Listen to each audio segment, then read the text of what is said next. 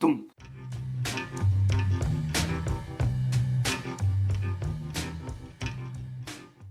Hi everyone, it's James here. Welcome to another video. So yes, today I am going to do my top 30 favourite Beatles songs. Now this is something I've never attempted before. A few years ago there was a thread going around. People had to talk about their, I think it was their 10 favourite Beatles songs. I watched all those videos and found them absolutely fascinating. I wish at the time that I had contributed, but I was just too chicken to do it. So I thought I would do it today and see where we get to. So a completely personal list. I've missed out some big heavy hitters, things that I do like and wish that I could have got in there, but I wanted to showcase a few things that were maybe a little bit more off the beaten track. But I think you'll agree when you see the list, there are some fairly strange omissions, but that is the nature of these lists. So this is my list. Today it's this, tomorrow it could be different. Don't take the rankings too seriously in terms of what's, how it climbs up. When it gets to the upper reaches, maybe that's when it gets a bit more meaningful in terms of what I prefer over what. And as it gets to the top spot, I think I've chosen, for the top spot, I have chosen my favourite Beatles song of all time. And maybe the top 10, you could treat those maybe a bit more seriously than the rest. But anyway, so let's make a start. At number 30, we're going to go with the song Good Day Sunshine from Revolver. Now I know this is a song which some people think is a bit middle of the road, and it is a bit of a middle of the road McCartney song, but I've just always loved it. I love the piano and the bass at the start, and it's just such an uplifting song. Very simple, deceptively simple, of course, as was often the way with Beatles songs. The George Martin piano solo in the middle I think is just so well done. I just think it's fantastic. Much prefer it actually to the keyboard solo he plays in John's song In My Life, which I've never particularly been that keen on. The keyboard solo in that song is very rushed, I think, due to the tape being sped up. But George's piano solo in Good Day Sunshine I think is just right, and I love the outro with all the harmonies at the end. Just think it's absolutely fantastic. So there we go, number 29, we're going to go back in time to the album A Hard Day's Night, and a song which does go back into the mist of time for me. It's the song Things We Said Today, which is the 10th track on the album, on side 2 of the original vinyl. And I first heard this song when I saw Paul McCartney live back in 1990 when he did the Flowers in the Dirt tour. Because at the time I wasn't that up on some of the more early Beatle records, but the live version of that song, which ended up being released on Tripping the Live Fantastic, had a great guitar solo in it by Robbie McIntosh, which I just always thought was fantastic. I remember making a mixtape of it and having that in the car. I just think it's a very interesting song. It's a very minor key, melancholy kind of song. Paul wrote it on a boat, I think, one day. Just having a nice day on the boat, and he just writes this song. I like the lyric. It's got a very sophisticated lyric to it, the way it kind of looks ahead in time, looks back in time. A very clever song, great atmosphere. I like Paul's performance on it, his vocal performance. Just think it's just one of those great Beatle deep cuts. Okay, moving forward in time from there, number 28, couldn't really leave this off the list. Going to go with Blackbird from the White Album, which was based on a Bach piece, I think, on the guitar. Just an exquisite little song. I love the sound of the birds in the background. Years ago I had a girlfriend who liked the song, but she could not stand the Blackbird sound effects in the background. And she always used to say to me, why did they ruin the song by having that Blackbird in the background? And I always used to say to her, no, that makes the song. Wonderful guitar playing, wonderful singing, just one of those McCartney gems. Couldn't leave it off. Off side 2 of the White Album, that great run of animal-based songs. Blackbird had to be on the list. And then we're going to stay with the White Album for number 27, and we'll go with the opening track, Back in the USSR, which is a fantastic song. Paul McCartney on drums. And it's just a great up-tempo rocker. I love the way it comes in at the start. It fades in with the sound of an aeroplane, and I like the tongue-in-cheek nature of the lyrics. The instrumentation is great, very powerful performance, and obviously it's a Beach Boys homage. Always loved it. Great way to start that record. Back in the USSR. One of Paul's best, I think. Okay, coming in at number 26 is a song which some people don't like. I've always loved it. By McCartney, off the White Album, Obla Di Obla Da. A silly song. John Lennon hated it. I've got a feeling George Harrison hated it as well. They did so many takes of it. What I love about this song is John's piano at the start. They'd done loads and loads of takes. John was getting sick and tired of it, and then I think he stormed down onto the studio floor and he said, "I'm fucking sick of this." He got on the piano, banged out this introduction, you know, dun diddle dun diddle dun dun dun dun dun, and it goes into this very kind of jerky, almost aggressive version of a kind of El Calypso type Jamaican rhythm, you know, in the loosest sense of the word. And it's one of those songs that John was bound to hate, really. One of Paul's little soap operas. I don't know. I just always cheered up when I hear it. When I first heard it on the White Album back in, it would have been, I think, 1991. I was going through a bit of a dark patch in my personal life, and that's one song that jumped out at me from the White Album and really cheered me up. I remember putting it onto a mixtape in the car and playing it a lot, and you know, to this day, it always cheers me up when I hear it. And I like Marmalade's version of it as well. So there we go. So Obladi Oblada coming in at 26. Okay, number 25. We're going to go back right to the start of the Beatles' career now, and a song I really genuinely couldn't leave out of the list, even though I don't think it's that great as a song, but it certainly launches their career with a bang. It's the song I Saw Her Standing There from the start of Please Please Me. Now, I first heard the original version of this song, not on this record. I heard it on the Rock and Roll Volume 1 compilation. I think it's the second song on that record after Twist and Shout. And I think it's very difficult at this distance to think our way back in time to music, you know, music consumers, music buyers of the day. I think that song would have really seemed like a clarion call, not much like anything that was around at the time. Paul McCartney's boogie bass line, which was apparently borrowed from an Elvis Presley song, and it's just got great energy, great drive. I love the lyric. I just like the kind of teenageness of it. It's very unpretentious, and I think it really announced the Beatles' arrival, really. Here's this group of young guys from Liverpool making a great sound, and they write their own songs, and they're really good at it. So, yeah, I couldn't leave that off.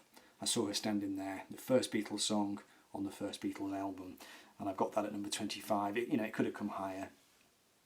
Now, number 24, I nearly didn't put this song on the list, but I decided I would do it in the end. And one of the reasons I was going to leave it off was that I sometimes think it's a better track than a song. This difference between something which has been concocted in the studio and made to sound really fantastic, but if you strip things away, is it actually a great song or not? Not too sure, but I've always loved it. It's Paperback Writer, which has got that wonderful pulverising bass guitar from Paul, all those great compressed vocal harmonies. Each time the riff comes in, it seems more and more insistent and more driving. A very clever little lyric, tongue-in-cheek, I think, and it sums up an era somehow, that era of aspirational, just people aspiring in the 60s, wanting to be writers and composers and filmmakers. It was Paul's little dig at that, I think. Works fantastically well, and I'm pleased I did finally get it on the list, and it's at number 24. Number 23 is a song, a deep cut really, although most people will know it because most people have heard this album. From Sgt. Pepper, I'm going to go with Fixing a Hole by McCartney, which is on side 1 obviously. I've always loved this song. It's got a very enigmatic feel to it. It's got that harpsichord in it, and it seems to evoke these just really strange kind of inner spaces. It sounds quite stoned. It does sound like it was probably inspired by some kind of, if not an hallucinogenic experience, at least maybe the experience of being high on dope, on cannabis. And it seems to sum up that mid-1960s going into the late 60s era of just, I don't know, student bedrooms and marijuana smoke, and I think it's a real period piece, but it's got a lot of charm to it, and I think the lyric is really clever. I think it's one of Paul's most introspective songs, really. He sometimes didn't write the best lyrics, but he knew how to, turn on the lyrical charm when he wanted to, and I think he turns in a lyric on that song which just works really well and meshes with the music, and I've always loved it. So yeah, Fixing a Hole from Sgt. Pepper. Right, so we're going to go to number 22 now, and this is going to be a song from the White Album again, from the second half of the White Album. This song, there's something about it that I don't like, but I love the song as a whole so much I couldn't leave it off the list. So it's Mother Nature's Son, which is on side 3, a beautiful McCartney pastoral ballad, one of his most heavenly melodies. It just sounds like it's fallen from the sky, freshly minted, wonderfully sung, great atmosphere, just a wonderful composition. The one thing I don't like about it is his scat singing, when he starts to kind of hum and sing halfway through. I think it would have been better if he hadn't have done that. It's an example of McCartney, I think, not really being able to restrain himself at the microphone and realise actually you don't need to sing all the way through a song. You can just back off and let the music do the talking. That's the one thing that always slightly annoys me about it, but I still couldn't leave it off the list. It's one of my favourites, really.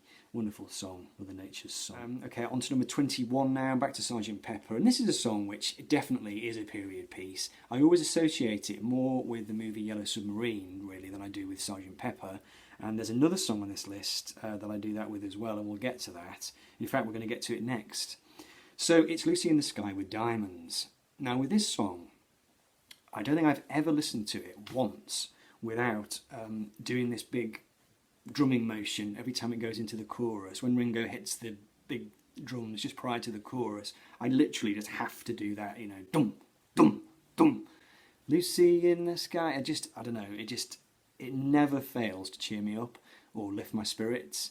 And as a song, it doesn't really mean much. It's definitely meant to be a bit of a lysergic experience. Obviously, John denied that it was ever meant to stand for LSD. It was the famous story that it was a drawing done by his son Julian. It was just a coincidence. But the Beatles were always going to do everything best, I think. And when it came to psychedelia, I don't think you can get a much better psychedelic 1967 song than Lucy in the Sky with Diamonds. It just ticks all the boxes that you would want it to tick.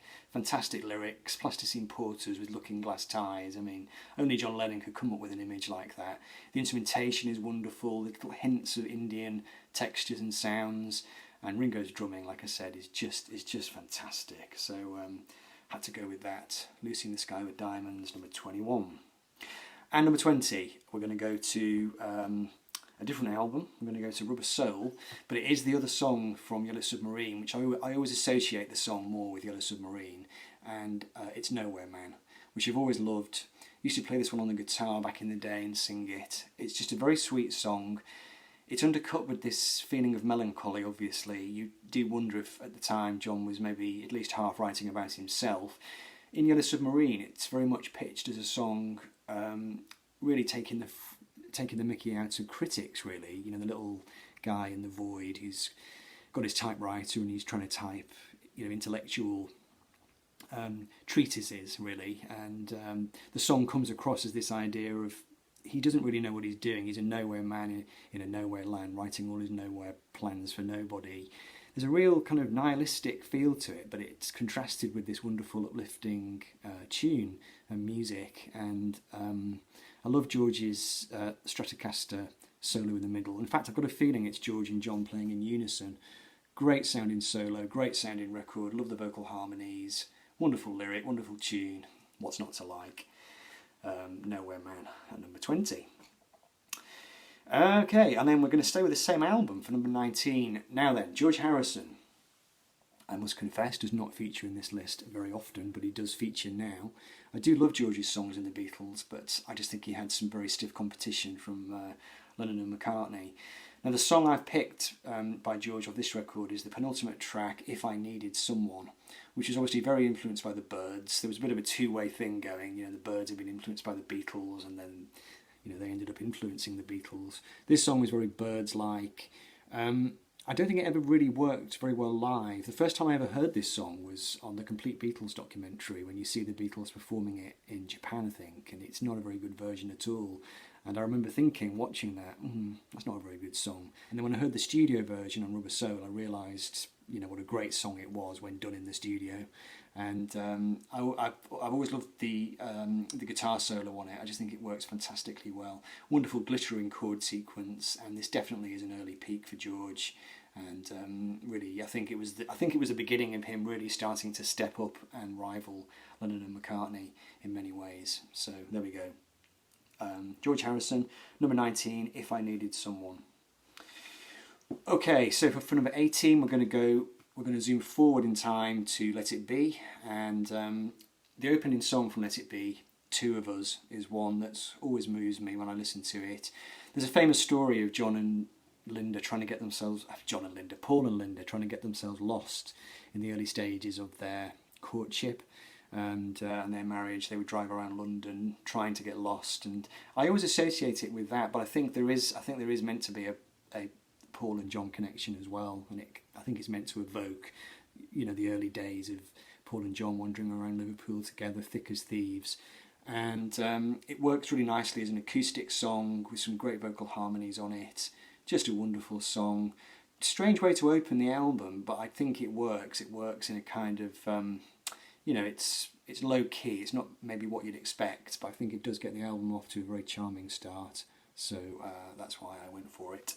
Two of Us at number 18. Okay, back to the White Album now. We are at number 17.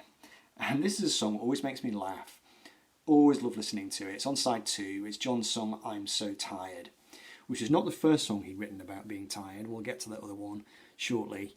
But this one has got a fantastic lyric. It really seems to evoke, I think, probably where John was at the time, or where he'd been in the previous few months, just lying at home, getting stoned, getting cross with himself. I don't think it caught him at a particularly great period in his life personally. He was coming to the end of his marriage with Cynthia, or that had happened really. They'd gone to India and written all these songs, and I think it's a great song for just spying into John's psyche at this point, a little peephole into his inner life. And I just love the feel of it. I love Ringo's drumming, so well measured, those fills that he does towards the end, and it's just got this lazy, lysergic feel. And I love John's vocal on it as well, this kind of dazed, tired sounding voice. Fantastic, great stuff. I'm So Tired at number 17. Right, so by complete contrast, we're going to go to an album which we have looked at, I think, so far. Yeah, we have looked at it so far, but we're going to go back to it from A Hard Day's Night again. And this is the final song on the record, I'll Be Back. And I've always loved this song. It's very beautiful. It's very low-key. It starts off with this major to minor guitar strum, and the song is built on that major to minor thing, and it's just beautiful. It's got a very twilight atmosphere to it, very melancholy, autumnal, and it's interesting talking about Two of Us being a low-key introduction to Let It Be, and this is very much a low-key final song on A Hard Day's Night, which is an album which is full of vim and full of vigour, and yet they chose to end it on this very downbeat, melancholy note, really. And it's just one of those things that made the Beatles original. They were always breaking the mould, they were always trying to do things in a different way, and I just think that's a masterful ending to the Hard Day's Night album. Great song by John, I'll Be Back. Okay, so number 15, we're making progress. So the first track from this album, might be the only track from this album, we'll have to see. From Beatles for Sale, very underrated album, and this track I think is an absolute gem which does not get talked about enough. The opening song, No Reply, a John song. It's so well made as a recording. The sound is beautiful, wonderfully recorded, but the song itself is a real gem in John's catalogue. This idea of him ringing, trying to get an answer from his girlfriend and not getting an answer. And apparently what's quite funny is that John never had a telephone. He hated the telephone. So that makes that song quite interesting to listen to. But again, very atmospheric. Again, there's this kind of tension running through it, as in I'll Be Back. But it's not an angry tension necessarily. It's just something where you just think things are not quite right with this guy. That's what made John's song so compelling, I think. And that's a particularly fine example. Opening track of Beatles for Sale, like I said, an album which often gets a bad press. Virtually every song on this record, the originals are fantastic, and most of the covers are great too. So I don't really understand what people are talking about when they say it's a weak record. So, No Reply at number 15. Right, number 14. Now we're going to get into a little run of songs now from the same album, and it's the album which I always say is my favourite Beatles album, and we'll have to get to that on another day when I try and do my Beatle album rankings. But we're going to go to Revolver for number 14, and a personal favourite of mine. I don't think it's necessarily a great song, and it's not one I think that most people would highlight as being a highlight of Revolver, but I'm going to go with Dr. Robert, which always appealed to me as a kid. I don't know why, it was just one of those songs. It's the transition between the kind of churchy bit with the kind of harmonium, all very floaty, going back out into that driving riff each time. Absolutely fantastic. I love the vocal harmonies on it. I love the ending of the song, the fade out. And I like John's lyric and John's vocal. It just got that kind of attitudey swagger to it. He really doesn't sound like he gives a damn in this song. He's just singing away. It's skiffily. It's just got a great feel. Always loved it. Dr. Robert, like I said, it's not a great song necessarily, but as a recording, as a performance, as a studio concoction, I think it's wonderful. So that's number 14. Now number 13 is a song I kind of shoehorn this one in because I wanted to mention it and I wanted to talk about it. And at number 13 I've got Paul's song For No One. And this is one of his aspirational songs. It was that period when he was having piano lessons and he was trying to write music that was more sophisticated. Some people don't like these songs. I think they view them as being almost too much him trying to become a proper musician, and they may be viewed as being songs that are trying to impress the wrong audience in a way. But I think For No One, there's something special about it. A heartbreaking song, a song of quiet heartbreak. McCartney comes at the lyrical theme not in a very obvious way, this idea of a guy who's basically, his relationship is come to an end and he can't quite face that, and he's watching his girlfriend moving around the house, gradually realising that he's lost her. It's just absolutely heartbreaking. And the French horn solo in the middle, I think, is perfectly judged. It's got a very baroque sound, very stripped back, just piano, the horn, some quiet drumming. It's a very tasteful arrangement, and I think it shows McCartney really at a peak, really. I think most of the songs on this record show McCartney at a songwriting peak, a melodic peak. So there we go, number 13 For No One. And then number 12, back to the same album again, and John's song I'm Only Sleeping, which again I've always loved this. Ever since I was a kid I've always loved it. Just the atmosphere, the kind of heavy atmosphere, which was achieved, like quite a few Beatles songs, by slowing the tape down essentially, or speeding the tape up when they were recording it and then slowing it down again to just give that sense of heaviness or kind of dark shading which goes on. Everything seems darker and more mysterious. I love the arrangement on it. The backward guitar obviously makes an appearance. It was a solo which George, he composed it in order for it to be flipped and played backwards. So it was a calculated solo that he knew was going to work in a particular way, played backwards, and he took hours and hours and hours over it in classic George style. Wonderful, wonderful production, great song. Again, a bit like I'm So Tired, it gives us a little window into John's psyche and shows really, I think, the difference between John and Paul at this stage. John was getting stoned, getting disillusioned, getting more and more introverted, writing those kind of songs. Paul, meanwhile, was taking piano lessons and writing things like For No One and Good Day Sunshine and Here, There and Everywhere, etc. So, yeah, great song. I'm Only Sleeping at number 12. And then at number 11, one more from Revolver. Can't leave this off the list, and it needed to be high on the list, I think, really. Eleanor Rigby, just one of the most masterful pop recordings of all time. Quite a funny story. Paul took this one to his piano teacher, the piano teacher in St John's Wood, and he took it to her to show her on the piano, you know, how the song worked. And she wasn't interested in it at all.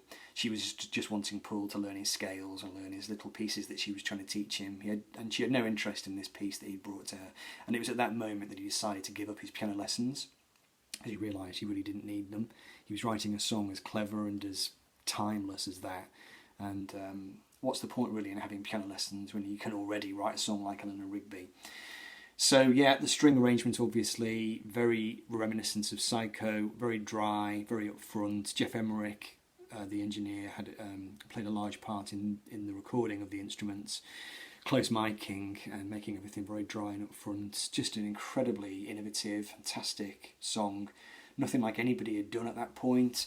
Some of the lyrical angles, I think, were probably influenced by Bob Dylan, these little vignettes, which Paul was always good at. He was always good at doing those. So, yeah. Eleanor Rigby, number 11.